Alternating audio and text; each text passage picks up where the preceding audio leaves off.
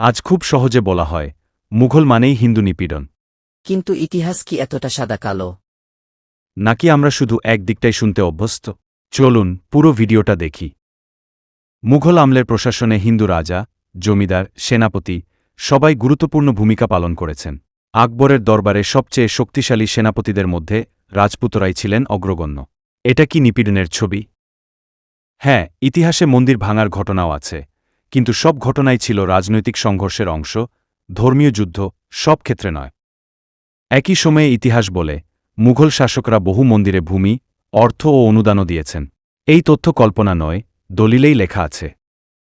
ইতিহাসে ভালোও থাকে, খারাপও থাকে, কিন্তু একটি পুরো সম্প্রদায়কে শুধু ভিলেন বানিয়ে ফেলা ইতিহাস লেখা নয়, এটা রাজনীতি করা। ইতিহাস মানে বিচার করা, কারও গায়ে দোষ চাপানো নয়। সত্য জানলে প্রশ্ন জাগে, মিথ্যা জানলে ঘৃণা বাড়ে।